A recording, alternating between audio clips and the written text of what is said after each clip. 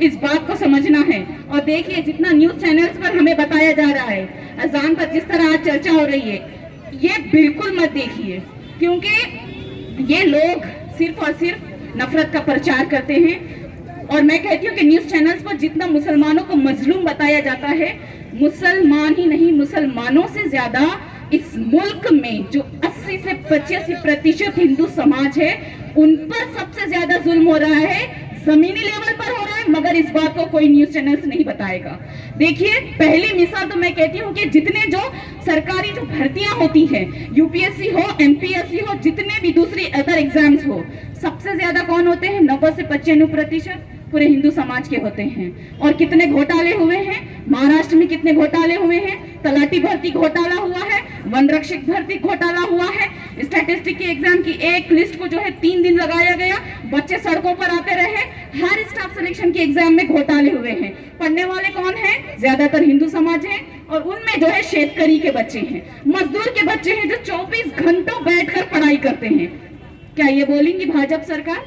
क्या बोलते हैं जो उप मुख्यमंत्री हैं महाराष्ट्र के फडणवीस जी, एक इंटरव्यू में उन्हें पूछा गया कि एक जो है उबाटा के एक नेता है, वरिष्ठ नेता, उन्होंने एक सवाल किया है, तो वो कहते हैं मुझे उनकी बात मत बोलिए, मैं मेरे लेवल के लोगों की बात का जवाब देता हूँ। देखिए एक ऐसी भाजपा है जो बोलती है कि मुझे मेरे लेवल के लोगों की बात करना है, वो काम के सवालों का जवाब देंगे। एक वो दौर था कांग्रेस का कि एक गरीब जो है प्रधानमंत्री का कॉलर पकड़कर पूछता था। आज ये दौर है कि ये एक बुलंद नेता की भी बात को अहमियत नहीं देते, और जो है एमआईएम की बातों को अहमियत देते हैं। वो क्या कहते हैं? वो बराबर के हैं, मगर जो महाविकास आघाड़ी के जो नेता हैं, जो सेकुलर हैं, ये बराबर नहीं है।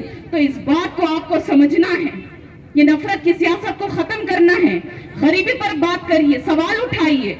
और नांदेड़ की मैं जितनी बात कहती हूँ कि 40 साल बाद हमारे अब्दुल सत्तार साहब को उम्मीदवारी मिली है, ये एक मौका है आपको यहाँ की तकदीर बदलने का, यहाँ के हालात को सुधारने का। हमारे जो बुनियादी मसाइल हैं, जो हमारे रोजगारी के मसाइल हैं, हमारे तालीमी मसाइल हैं, इस पर जो है आपको गौर फिक्र करना है। और मैं अब्दुल सत्तार साहब से दरख्वास्त करती हूँ कि मराठवाड़ा में जो है जो यूनानी कॉलेजेस होते हैं वो नहीं है। यूनानी कॉलेज महाराष्ट्र में सिर्फ और सिर्फ 3 है। यहाँ पर भी मराठवाड़ा में अब्दुल सत्तार साहब असेंबली में आवाज उठाइए और यहाँ पर यूनानी कॉलेज लेकर आइए। और दूसरा मुद्दा है कि सरकारी हॉस्पिटल ये जो 1500 रुपए दे रहे हैं, आप देखिए कि एक गरीब यहाँ पर मौजूद है, मैं पूछूंगी क्या 1500 रुपए में क्या आपके महीने भर का दवाखाने का खर्चा होता है? नहीं होता है। आप जाते हैं सरकारी अस्पताल में, क्या 1500 रुपए में होता है? बिल्कुल भी नहीं। आपके 4 से 5 हजार तो चले जाएंगे। तो सरकारी अस्पताल में जितने सिटी स्कैन, एमआरआई स्कैन जो मशीनें होती हैं, वो अब्दुल सत्तार साहब से हम दरख्वास्त करते हैं, जब भी आप आएंगे इंशाल्लाह तो आप ये सरकारी जो हेल्थ की हमारी सिस्टम में जो सहूलियात है वो आप लेकर आइए। और दूसरा है कि जो हम देखते हैं कि भाग्यनगर, शिवाजी नगर में कितने सारे ट्यूशंस हैं, पुणे में एमपीएससी यूपीएससी के ट्यूशंस हैं, मगर देगलूर नाका सिर्फ और सिर्फ गरीबी में है, बेरोजगारी में है। हमारे बच्चे सिर्फ और सिर्फ छोटी सी एक चाय की होटल, पान शॉप डालने में है।